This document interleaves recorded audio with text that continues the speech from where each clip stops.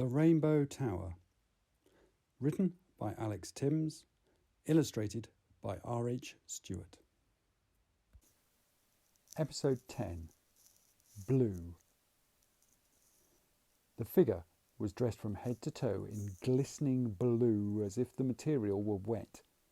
Blue rubber boots on its feet were almost hidden by a long flowing cloak that incorporated a hood covering its entire head. On the HR suit, one could see the person's face, but here Jed could see nothing through the two brass ringed eye sockets. This blank look, and the way it hefted the baton in its hands, convinced Jed it was not friendly. From way down the corridor behind the figure they heard boots pounding on the floor. More were on their way. Jed pulled the axe from the wheel, and in response the figure twisted the handle of the baton, which fizzed and crackled in the damp air. As it stepped into the room, Jed realised the figure was head and shoulders taller than him and a good deal wider. This would not be an equal fight. The blue man stepped forward, while Jed pushed Trevor behind him as he reversed, trying to keep some distance between them and the guard. The man was so broad he was too big for the cramped walkways, and he snagged on the plastic pipes running down the wall. Instead of simply tearing himself free, the man very carefully tried to pull his cloak away. Jed wondered at this. The blue giant clearly didn't want to spill whatever was in those pipes. Jed shoved Trevor away and swung his axe. It swept through the plastic tubes just as the guard freed himself. A mixture of the liquid spurted out the fractures all over the advancing giant as Jed ducked back, feeling Trevor behind him. The blue man stopped, looking at the bile-coloured liquid now running down his clothing. Jed tried to retreat further, but found his back against the shuddering water pipe, Trevor next to him. He gripped the axe. This was where they'd have to make their stand. However, the man didn't advance again, and Jed stared in horror. The hood was melting, moulding itself to the man's features underneath as the acidic liquid attacked the material. The man thrashed about, trying and failing to pull himself free of the garment. "Let's go!" Jed shouted, and he heaved Trevor over the water pipe and away from the yellow-brown pool rapidly spreading over the floor. They made it out the room, Jed trying to ignore the frantic writhings of the man they'd left behind. He pushed Trevor ahead of him down the corridor as the sound of approaching boots filled the air. While running, Jed looked for ways out, but all they passed were more windows onto the now swirling water. Underfoot, the flooring was dirty, and water streaks covered it, showing no one had been down the same way in a long time. "There, at the end," Jed pointed. Ahead of them was a heavy metal door, covered in rust streaks, and with a wheel on the front similar to the one they'd used to open the vent pipe. Jed struggled, even using his axe as a lever. Trevor stood by him listlessly. At last the door creaked open, and they looked beyond. "You're joking," Jed said, as he propelled Trevor through the doorway. They were in a dimly lit glass tube, spearing straight through the middle of the enormous storage tanks.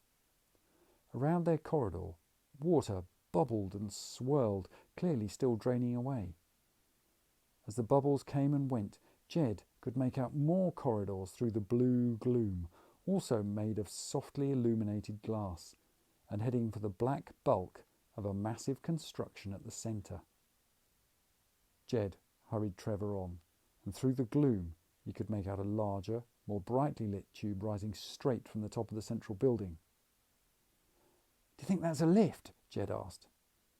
But as he had done since meeting the brains, Trevor remained silent. Jed looked towards their destination. Now they were closer. He could see that the corridors weren't the only tubes connecting the place with the rest of the tower. Dull-coloured pipes curled and twisted towards and from the building, while beneath their feet under the floor grills, Jed noticed more pipes, one of which was once again the yellow colour of bile. Jed pressed on. Another door, the same as the last one, was visible ahead at the end of the tube. Once again, Jed had to use the axe to turn the wheel to open it. Quietly slipping through, Jed found himself in a cramped space full of service equipment and power supply boxes. Beside him, Trevor let out a loud sigh, making Jed cringe, for beyond the stacked crates ahead of them, blue light flooded through an archway from a cavernous space.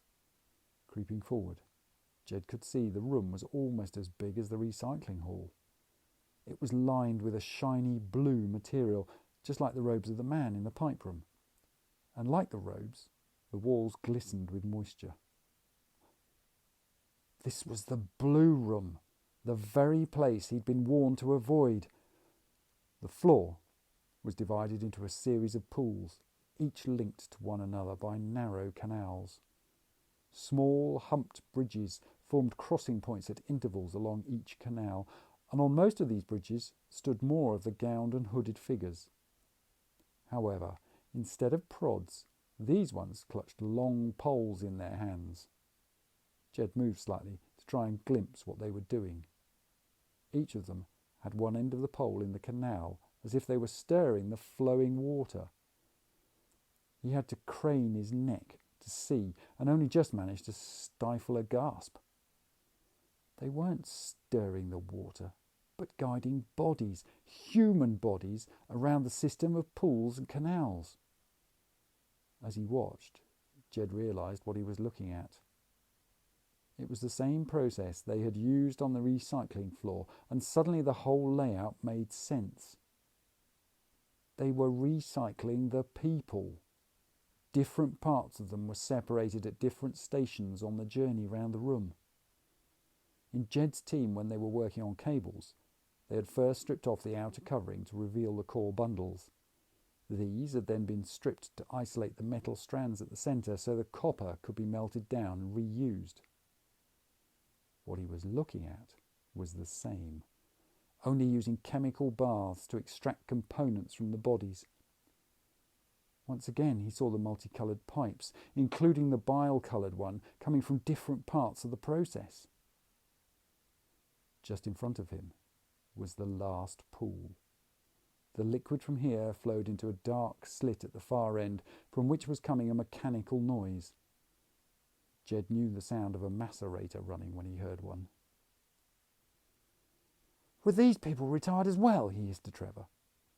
But Trevor wasn't listening. Instead, he was staring wide-eyed at the body being guided into the final pool. It had been a woman, that was clear enough, and even in her bald state she looked stern, a deep frown etched on her forehead. She looked as though something inside had caused her great pain for a long time. Jed wondered who she was, and why Trevor stared so. Before Jed knew what was happening, Trevor was rushing forward. Jed was horrified. Surely Trevor knew they'd been told not to go in here. What was he doing? Trevor didn't seem to care. He shoved the blue figure with the pole roughly to one side, catching him off balance and sending him flying off the bridge. Then without hesitation, Trevor jumped into the pool with a huge splash. As one, 30 gowned figures turned their eerie hooded eyes towards them. Jed stared in horror. What in Tower was he supposed to do now? Thank you very much for listening to The Rainbow Tower. To see more of R H Stewart's excellent artwork, you'll find him on Instagram at roy.hootson.stewart. For Alex Tymms, why not try the novel OutCaste at ao3.com?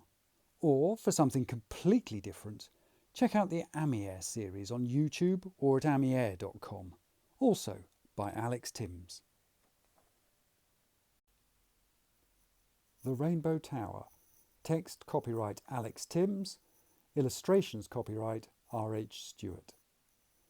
The right of Alex Tymms and R H Stewart to be identified as the author and illustrator of this work has been asserted in accordance with the Copyright Designs and Patents Act 1988.